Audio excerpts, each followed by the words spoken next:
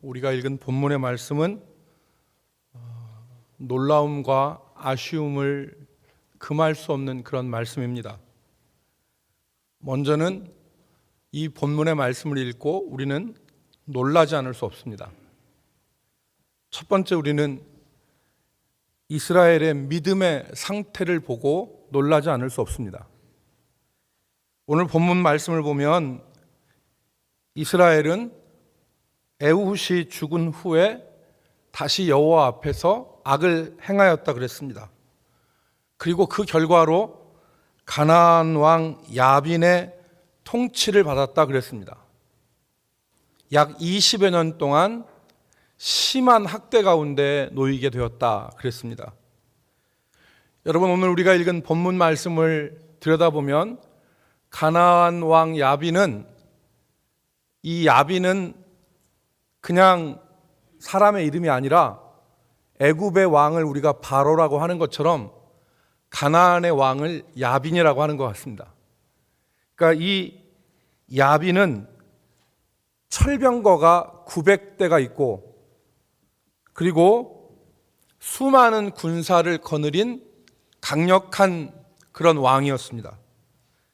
그러나 이스라엘은 이 가나안 왕에게 대적할 수 없었어요. 전혀 대적하지 못했습니다. 본문 사사기 4장의 사건이 드보라 선지자가 나와서 이 가나안 왕 야빈과 그의 군대 장관 시스라를 물리친 사건을 기록했는데, 한 장 더 넘기면 5장은 똑같은 사건을 시로 표현한 겁니다. 4장과 5장은 같아요. 그런데 5장에 보면 이때의 이스라엘의 상황과 상태를 노래한 구절이 있습니다. 그게 5장 6절입니다. 5장 6절에 보면 아나세 아들 삼갈의 날에, 지난주 우리가 바라봤죠? 삼갈, 아나세 아들 삼갈의 날에, 또 야엘의 날에는 대로가 비었고 길의 행인들은 오솔길로 다녔도다 그랬습니다. 여러분, 여기서 아나세 아들 삼갈과 야엘의 날은 여선지자 드보라가 활동했던 그 시대를 말합니다. 다시 말하면 오늘 이 하솔이라고 하는 곳에서, 이게 북부 이스라엘입니다. 북쪽 이스라엘, 그러니까 갈릴리 호수의 서편에 있는 하솔이라고 하는 곳에서 북부 이스라엘을 다스린 가나안 왕 야빈이 이스라엘을 압제하던 시대를 말합니다. 그때에는 어떻게 했다고요? 대로가 비었고 행인들은 오솔길로 다녔다. 이게 무슨 말이냐면, 그때에 얼마나 이 가나안 왕 야빈이 이스라엘을 짓누르고 압제했는지 길거리에 다니는 사람들이 없었다는 거예요. 사람들이 다니려면 행인들은 오솔길로 다녔다는 말입니다. 그러니까 심각한 압제가 있었고, 이스라엘 사람들은 숨도 못 쉬는 채로 숨지기는 상태에서 살았다, 그 얘기입니다. 그렇게 이 하솔이라는 곳에 그 지도를 한번 보시면 좋겠습니다. 지도를 한번 보시면, 여러분 조금만 좀 확대해 주실까요? 그쪽에, 갈릴리 위쪽에. 예. 여러분 여기 보이십니까? 여기가 하솔입니다. 갈릴리 바다가 있고 여기가 하솔이에요. 하솔이고, 지금 게데스라는 곳이 이곳입니다. 게데스. 여기가 지금 납달리 지파의 영역입니다. 분배받은. 여기가 하솔이에요. 여기가 하솔. 이 하솔이고, 이 옆에가 게데스입니다. 게데스가 어느 곳이냐면 바락의 고향이에요. 오늘 본문에 나오는 바락의 고향이죠. 그런데 하나님이 이쪽에 있는 이 하솔에 통치하던 이 가나안 군대들을 메롬에 집결시켜서 지금 여기서 전쟁을 하게 하는데, 요 밑에 보면 다볼산이라고 있습니다. 다볼산. 이 다볼산으로 모으라는 거예요. 다볼산으로. 하여튼 여기가 갈릴리 바다고, 여기가 납달리 지파, 스불론 지파, 이사갈 지파의 통치영역입니다. 통치영역. 그런데 이 하솔이라고 하는 곳에서 이쪽 북부 이스라엘을 다 다스렸던 왕이 가나안 왕입니다. 이 야빈이 철병거 900대를 거느리고 이쪽 지역을 완전히 다 석권을 했습니다. 그런데 우리는 이 하솔이라고 하는 이 지역에 대해서 여호수아에서 좀 더 정보를 얻을 수가 있어요. 여호수아에서.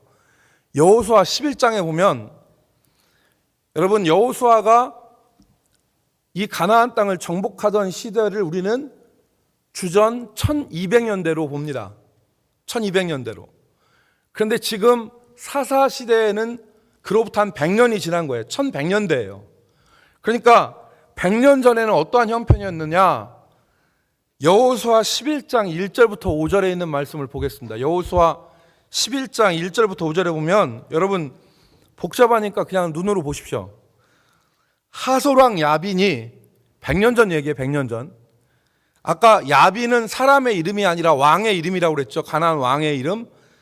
하솔왕 야빈이 이 소식을 듣고, 이스라엘이 정복한다는 소식을 듣고 마돈 왕 요밥과 시므론 왕과 악삽 왕과 및 2절 북쪽 산지와 긴네론 남쪽 아라바와 평지와 서쪽 돌의 높은 곳에 있는 왕들과 3절 동쪽과 서쪽의 가나안 족속과 아모리 족속과 헷 족속과 브리스 족속과 산지의 여부스 족속과 미스바 땅 헤르몬산 아래 히위 족속에게 사람을 보내매 그들이 그 모든 군대를 거느리고 나왔으니 백성이 많아 해변에 수많은 모래 같고 말과 병거도 심히 많았으며 이 왕들이 모두 모여 나와서 이스라엘과 싸우려고 메론 물가에 함께 진쳤더라 그랬습니다. 그러니까 아까 얘기한 가나안 북부에 있는 모든 사람들을 이 하솔에 있는 가나안 야빈이 다 집결시킨 겁니다. 그래서 여호수아의 군대를 지금 싸우려고 다 소집한 거예요. 그래서 메론 물가에 다 모였다는 겁니다. 그런데 전세가 어떻게 됐느냐? 여호수아가 이겨요. 여호수아가 박살을 냅니다. 여러분, 여호수아 11장 6절에 보면, 5절까지 제가 읽었는데 6절에 보면 거기 뭐라고 나오냐면, 여호와께서 여호수아에게 이르시되 그들로 말미암아 두려워하지 말라. 내일 이맘때에 내가 그들을 이스라엘 앞에 넘겨주어 몰살시키리니 너는 그들의 말 뒷발에 힘줄을 끊고 그들의 병거를 불사르라 하시니라. 그러니까 하나님이 그들을 몰살시키고 그들의 가나안 왕의 모든 말에 심줄을 다 끊어버리겠다. 그런 승리를 주시겠다고 그랬는데, 여호수아 11장 10절에 보면 하솔이 이 모든 거에 모든 왕들의 머리였다고 그랬어요. 머리. 하솔이 그런데요. 100년 전에 여호수아는 이 하솔 왕을 점령하고 하솔을 불태웠습니다. 진멸시키고 불을 태웠어요. 사거리 다 태워버렸습니다. 하나님이 승리를 주셨어요. 여러분, 진짜 제가 그 하솔에 갔는데, 하솔의 지금의 이름은 텔 하솔입니다. 텔 하솔. 이 텔이라는 얘기는 언제도 말씀드렸잖아요. 하나의 어떤 지역이 무너지면 이게 초토화가 되는데 그 위에다가 또 성을 쌓아요. 대지를 만듭니다. 그러면 폐허가 된 위에다가 대지가 하나 있고, 그럼 시간이 지난 다음에 거기가 또 전쟁터로 불바다가 되면 또 무너지는 거예요. 그럼 세 번째 쌓는데, 하솔은 그 지층이 세 층이 있어요. 세 층이. 세 개의 층이 있는데 1200년대, 주전 1200년대의 여호수아 때 하솔이 완전히 불타버렸습니다. 진멸을 해버렸어요. 그런데 오늘 100년이 지난 다음에 여호수아 시대가 정복 전쟁이 끝난 다음에 사사 시대에 들어졌는데 이스라엘이 지금 누구한테 압제를 당해요? 봐도 모르죠. 누구한테 지금 압제를 당해요? 여러분 본문으로 넘어오세요. 사사기 4장으로 넘어와 보세요. 사사기 4장 1절 보십시오. 에훗이 죽으니 이스라엘 자손이 또 여호와의 목전에 악을 행하매 2절 여호와께서 하솔에서 통치하는 가나안 왕 야빈의 손에 그들을 파셨으니 그의 군대 장관은 하로셋 학고임에 거주하는 시스라요. 야빈 왕은 철병거 900대가 있어 20년 동안 이스라엘 자손을 심히 학대하였으므로 이스라엘 자손이 여호와께 부르짖었더라. 100년이 지난 다음에 지금 이스라엘 백성들은 누구의 압제를 당해요? 가나안 왕 야빈 하솔에게 지금 여호수아가 다 불태우고 진멸한 그들에게 다시 압제를 당하는데, 여러분 거기 보면 3절에 야빈 왕은 철병거 900대가 있어 20년 동안 이스라엘 자손을 어떻게 학대했어요? 심히 학대한 거예요. 100년 전에 니네 조상 여호수아가 우리 다 쓸어버렸지, 니네 한번 당해봐라 하고서 이게 감정 섞인 학대예요. 감정 섞인 학대. 이 학대를 했어요. 지금 그런 겁니다. 여러분, 그런데 이스라엘이 100년 전에 비해서 지금 어떤 상태에 있는 거예요? 말도 못하게 지금 약해진 거예요. 말도 못하게. 대로에는 지나가는 사람이 없어요. 오솔길로 행인들은 지나가요. 그만큼 숨도 못 쉬는 상태에 이스라엘이 지금 추락해 있어요. 연약해져 있어요. 왜요? 이스라엘 백성이 여호와의 목전에서 악을 행하였으므로. 여러분, 추락하는 것에는 날개가 있다는 말을 합니다. 이 말이 뭐냐면, 추락하는 것은 그냥 놔둬도 떨어져요. 근데 추락하는 것은, 타락하는 것은 가속도가 붙는다는 거죠. 이게 끝이 어딜 정도 모를 정도로 밑바닥으로 곤두박질 친다 이겁니다. 이스라엘 백성들이 100년 전에는 하솔을 완전히 진멸하고 불살랐는데, 지금 100년이 지나서 사사시대에는 그 하솔 왕 야빈의 통치, 압제를 받고 고통스러워한다는 겁니다. 그러니까 이 본문을 보면 우리가 놀라지 않을 수 없습니다. 어떻게 한 세대가 지나고 시간이 흘러서 여호수아의 사사의 시대에 갔는데 어쩜 이렇게 이스라엘이 폭락하였을까? 어떻게 이렇게 악해졌을까? 두 번째, 우리가 이 본문을 보고 놀라지 않을 수 없는 것은 드보라의 등장과 활약을 보고 놀라지 않을 수 없습니다. 드보라의 등장, 그리고 드보라의 활약. 여러분, 오늘 본문에 보면 이런 위기의 시대에 이스라엘을 구한 것은 다름이 아니라 여인 드보라였어요. 여러분, 이 당시에 여인의 존재적 가치가 얼마나 미미했습니까? 숫자에도 포함되지 않았어요. 남자에게 종속되어진 존재가 여자입니다. 그런데 그런 여인 드보라가 이스라엘 뭐가 됐다고요? 사사가 됐다고.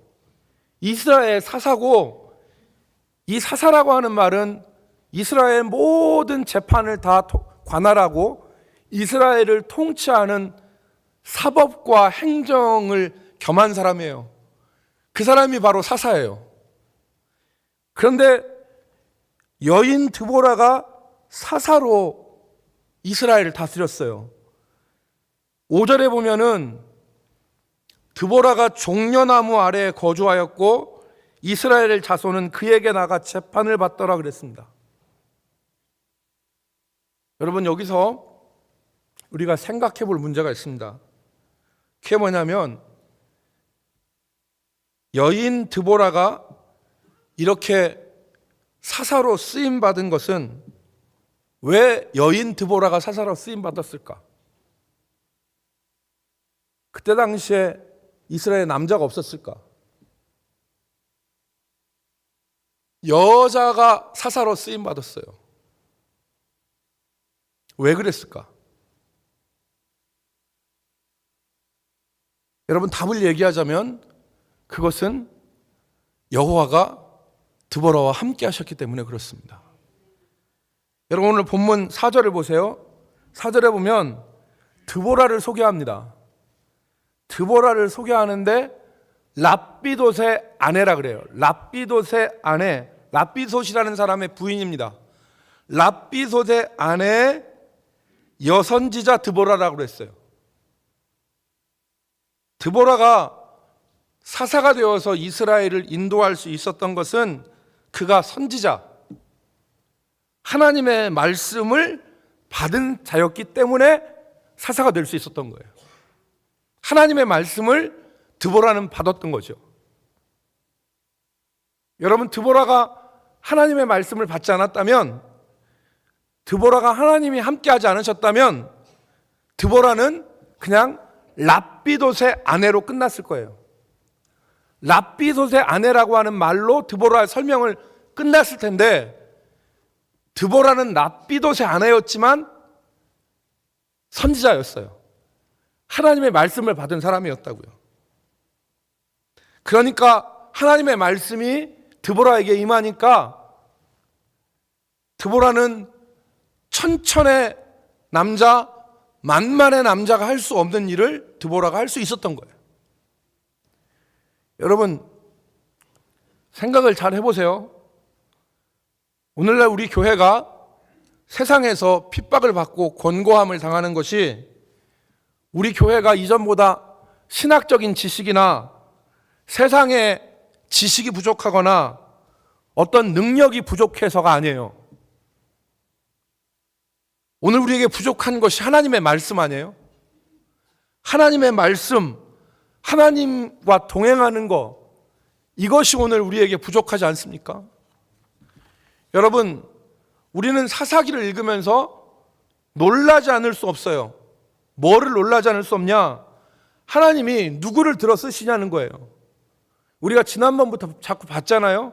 하나님은 오른손이 부자유한 사람, 왼손잡이 에웃을 들어서 이스라엘을 구원하셨어요. 지난주에 살펴봤죠. 하나님은 삼갈에 소모는 막대기 하나 가지고 소모는 막대기 하나로 블레셋 사람 600명을 죽이셨어요. 오늘 하나님은 여인 랍비돗의 아내 드보라를 들어서 이스라엘을 구원하신 거예요. 여러분, 그러니까 중요한 것은 인간적인 능력이나 재주가 아니에요. 하나님이 함께 하시는 거예요.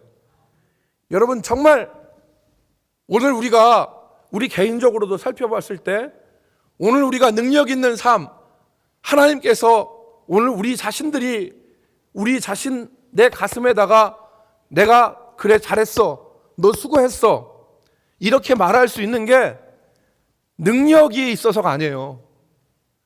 하나님의 말씀이 내 속에 담겨져 있느냐 없느냐가 중요한 거예요. 살아있는 하나님의 말씀이 내 속에 있을 때 그 말씀이 내 속에서 운동력이 있어서 내 삶을 살아있게 만드는 것이지 다른 것이 중요한 게 아니잖아요. 드보라를 보세요. 드보라가 다른 사람보다 나을 게 아무것도 없어요. 성경을 눈을 씻고 봐도 다른 사람보다 나을 게 없어요. 단 하나, 랍비솥의 아내였지만 선지자였어요. 하나님의 말씀이 임한 거예요. 말씀이 임한 거. 여러분, 말씀이 없으면 그건 육체의 삶입니다. 말씀이 없으면 육체의 삶이에요. 창세기 하나님께서 우리를 사람을 흙으로 만드시고 그 코에 생기를 불어 넣으시니 사람이 생명이 됐다 그랬죠. 마찬가지입니다. 오늘 우리가 하나님의 말씀이 우리 속에 공급되어지지 않고 하나님의 말씀이 우리 속에 들어오지 않으면 우리는 흙덩이에 불과한 육체적 삶을 살 수밖에 없어요. 그러나 하나님의 말씀이 그 속에 들어가면 그 사람에게는 생기가 불어 넣어지는 거예요. 여러분, 오늘 그래서 우리가 말씀, 살아있는 말씀을 내 속에 내 속에 공급받는 것이 중요한 겁니다. 말씀이 우리 속에 있어야 생명이 되는 거예요. 말씀이 우리 속에 들어가야지 살아있는 존재가 되는 겁니다. 드보라는 말씀을 받았어요. 그것이 이스라엘 여자였지만 이스라엘의 사사로 그가 일할 수 있었던 것입니다. 두 번째, 우리는 이 말씀 가운데서 많은 아쉬움을 느껴요. 아쉬움을. 먼저 우리는 바락의 주저함에서 아쉬움을 느낍니다. 여러분 6절에 보면 드보라가 바락을 납달리 지파에 있는 게데스에서 불러다가 하나님의 말씀을 전합니다. 아까 우리 지도 봤는데 지도에 보면 이 갈릴리 호수 위쪽에가 납달리인데 이 드보라는 이 밑에 에브라임 지파 베델과 라마 사이에 있었어요. 에브라임 지파 베델과 라마 사이에 있었는데 이쪽에 여기 조금 더 내려가면 에브라임 지파 여기 있죠. 지금 납달리 게데스가 여기 있고 드보라는 요 정도 있었어요. 요 밑에 베델과 라마 사이에 요 정도에 있었는데 부른 거예요. 그래서 게데스에서 바라기로 내려와서 만났어요. 만났는데 6절에 보면은 드보라가 하나님의 말씀을 바락에게 전해요. 뭐라고 합니까? 드보라가 너는 중간부터 너는 납달리 자손과 스불론 자손 10,000명을 거느리고 다볼산으로 가라. 내가 야빈의 군대 장관 시스라와 그의 병거들과 그의 무리를 기손강으로 이끌어 내게 이르게 하고 그를 내 손에 넘겨주리라. 하나님이 이렇게 말씀하셨어요. 너 가서 납달리 자손 스불론 자손 데리고 다볼산으로 가라. 내가 군대 장관 시스라와 그의 군단을 내 손에 붙여주겠다. 여호와의 말씀을 전했어요. 이때 바락은 주저합니다. 이때 바락이 주저해요. 즉시 떠나지 않아요. 여러분, 바락이라고 하는 이름의 뜻은 히브리 말로 번개예요. 번개. 그래서 히브리 사람들은 이 성경을 읽으면서 바락이 어떻게 반응하기를 기대하냐면 그 말이 떨어지자 무섭게 번개처럼 달려가가지고 여호와의 말씀에 순종하는 것을 기대하는 거죠. 그런데 바락은 번개가 아니었어요. 바락은 꾸물꾸물 대. 그래서 8절에 보면 바락은 드보라를 붙잡고 늘어집니다. 당신이 나와 함께 가면 내가 가지만 당신이 안 가면 나도 안 가겠습니다. 아쉬움이 남는 대답이죠. 아쉬움이 남는 거예요. 어떤 사람이 정리를 했어요. 아주 깔끔한 정리를 했습니다.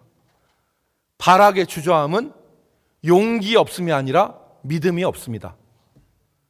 바락의 주저함은 용기가 없은 것이 아니라 믿음이 없는 것이다. 여러분, 왜냐? 바락은 눈에 보이는 것은 믿었지만 눈에 보이지 않는 것은 믿지 못했습니다. 바락은 드보라가 함께 하는 것이 여호와가 함께 하는 거라는 것을 아는 믿음은 있었어요. 바락은 눈에 보이는 드보라는 믿었어요. 그러나 눈에 보이지 않는, 손에 잡히지 않는 하나님의 말씀을 믿지 못했던 거예요. 여러분, 이해가 되시죠? 바락은 눈에 보이는 드보라는 믿었는데 하나님의 말씀만은 눈에 보이지 않고 손에 잡히지 않는 말씀은 못 믿은 거예요. 여러분, 우리의 믿음이 이렇지 않습니까? 하나님이 지금 내게 눈에 볼 수 있게 주신 것에 대해서는 감사하지만, 손에 쥐어주신 것에 대해서는 감사하지만, 장래에 주시는 축복에 대해서는 우리는 믿지 못해요. 장래에 주신 약속에 대해서는 우리는 믿지 못해요. 이게 바락의 믿음이에요. 눈에 보이는, 손에 쥐어지는 은혜와 축복에는 감사하지만 고난 가운데, 현재 고난 가운데 숨어있는 미래의 축복에 대해서는 감사하지 못해요. 이게 바락의 믿음이에요. 여러분, 바락은 드보라와 함께 게데스로 올라가요. 게데스로. 9절에 나오죠. 그리고 게데스에서 바락은 스불론과 납달리 자손을 모집을 했어요. 드보라가 전한 대로 몇 명이 모였냐면 10,000명이 모였습니다.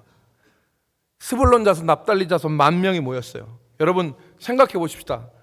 만약에 드보라가 가지 않고 바락이 혼자 와서 납달리 자손과 스불론 자손을 모집을 했다면 10,000명이 모였을까요? 안 모였을까요? 예? 모였을까요? 안 모였을까요? 반반 나오는 것 같은데요. 정신 차리고 잘 들어보세요. 하나님이 바락에게 뭐라고 했냐면, 너 지금 가서 게데스로 가서 납달리 자손, 스불론 자손 10,000명을 모아라. 그러면 내가 가나안 왕의 군대 장관 시스라를 내 손에 붙여서 너가 승리하게 할 것이다. 이렇게 했어요. 약속을 하셨어. 그런데 지금 바락은 그 약속을 못 믿었어. 그래서 당신이 같이 가면 내가 올라가고 안 가면 안 올라가겠습니다 해서 이 여선지자 드보라하고 함께 같이 올라갔어요. 저 게데스로. 그리고 가서 사람을 모았는데 10,000명이 모여졌어. 제가 여쭙는 것은 드보라하고 같이 안 가서 바락이 혼자 가서 납달리 자손, 스불론 자손 모아라 그럼 10,000명이 모아졌을까요? 안 모아졌을까요? 모아졌죠. 모아졌지. 하나님이 약속했으니까 모아졌지. 그런데 바락은 못 믿은 거야. 그걸 못 믿은 거야. 나 혼자 가서는 안 될 것 같으니까. 여러분, 드보라 없이 바락 홀로 자기 고향 게데스에 가서도 사람들을 불러 모았어도 사람들은 모였을 것입니다. 바락은 그런 믿음이 없었던 거예요. 불안했던 거예요. 자기 혼자 가면 안 될 것 같고 뭔가 보이는 것, 손에 잡히는 것, 그리고 안전을 보장받을 수 있는 것이 필요했던 거예요. 여러분, 우리가 이렇지 않습니까? 우리의 믿음이 이렇지 않아요? 우리가 묵묵히 주를 위해서 봉사하면 하나님이 보시고 인정하실 텐데, 우리는 주님이 우리를 바라보시는 것만 갖고는 안 돼. 사람들의 칭찬이 있어야 되고 사람들의 인정이 있어야 되는 거예요. 여러분, 사람이 인정하면 내 봉사가 가치 있는 것이 되고, 사람이 인정하지 않고 사람이 박수치지 않으면 내 봉사가 가치 없는 게 됩니까? 아니죠. 사람이 칭찬하고 사람이 박수 안 쳐줘도 내가 하나님께 드리는 내 봉사는 가치 있는 거예요. 그죠? 사람이 인정하지 않아도 하나님만 함께 하시면 족한 거예요. 여러분, 그게 믿음입니다. 바락은 하나님의 말씀만으로는 안심할 수 없었어요. 그래서 드보라가 필요했던 거예요. 아쉬운 믿음이죠. 아쉬운 믿음.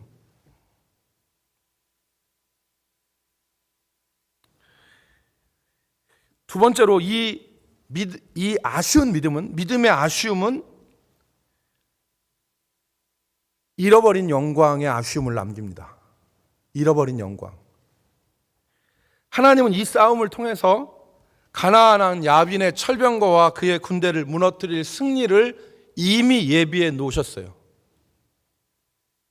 시스라가 이끄는 철병거 900대 편대와 그의 군대들을 기송강으로 이끌어내어서 철저하게 깨트리시는 것을 하나님이 예비해 놓으셨어요. 그런데 주저한 믿음으로 있었던 바락은 그 승리를 잃어버려요. 4장 17절에 보면 가나안 철병거 군대를 이끈 이 군대 장관 시스라를 잡은 사람이 다른 사람으로 기록되어 있습니다. 바락이 아니에요. 그 사람은 훈련된 군인도 아니었고, 그 사람은 이스라엘 사람도 아니었어요. 그 사람은 남자도 아니었습니다. 그 사람이 누구냐? 그 사람은 겐족 속의 헤벨이라는 사람의 아내 야엘이라는 사람이었어요. 그 여인이 야엘이 자기 장막으로 도피해서 피곤하니까 살겠다고 막 아둥바둥해가지고 피해가지고 이 헤벨의 장막에 들어와서 우유를 먹고 고단하니까 잠든 이 시스라를 헤벨의 아내 야엘이 자는데 말뚝을 가져다가 관자놀이를 찍어요. 그래서 이 관자놀이가 이 말뚝을 통과해서 이 시스라가 죽습니다. 누가 시스라를 잡냐면 바락이 잡은 게 아니에요. 여인이 잡아요. 여인이. 그것도 이스라엘 여인이 아닌 겐족 속 헤벨의 아내 야엘이 이 시스라를 잡습니다. 영광이 그에게로 돌아간 거죠. 여러분, 말씀을 정리하겠습니다. 온전한 믿음은 주님의 영광을 봅니다. 예수님이 네가 믿으면 주의 영광을 보리라 그랬어요. 네가 믿으면 영광을 보리라. 하나님 우리에게 온전한 믿음을 요구하시고 그 믿음은 우리에게 주의 영광을 바라보게 합니다. 하나님 우리에게 온전한 믿음을 원하시는데 그때 우리가 순종하고 같이 하면 아멘으로 순종의 길을 가면 주의 영광을 봅니다. 고난 속에 숨겨져 있는 주의 축복을 바라보면서 감사하고 말씀에 약속되어진 축복을 믿고 인내하면서 믿음의 길을 걸어가는 우리 성도들이 되길 바랍니다. 눈에 보이는 것이나 사람의 칭찬이나 인정에 연연하지 말고 은밀한 중에도 보고 계시는 하나님을 바라보고 충성하는 성도들이 되길 바랍니다. 하나님은 우리를 보고 계세요. 하나님은 약속해 주셨어요. 말씀에 약속해 주셨어요. 오늘 우리가 이 본문을 보면서 놀라움과 아쉬움을 금할 수가 없는데, 놀라움과 아쉬움을 하나님께서 행하시는 일들이 놀라움으로 우리 가운데 드러나고 정말 믿음의 아쉬움이 남지 않는 그런 우리 믿음이 될 수 있기를 주의 이름으로 축복합니다. 기도하겠습니다.